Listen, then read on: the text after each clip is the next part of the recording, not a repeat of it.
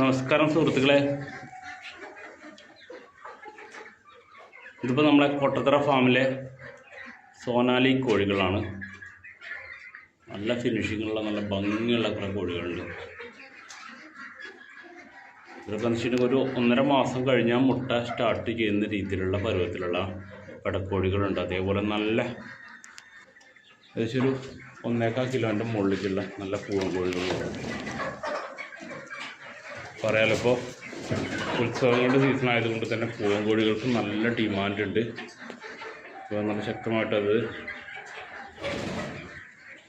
ഒരുപാട് ആളുകൾക്ക് ആവശ്യമായി വരുന്ന സമയമാണ്.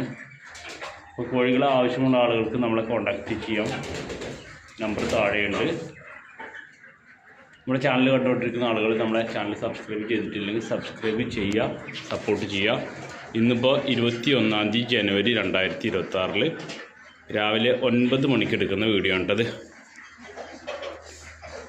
Thank you.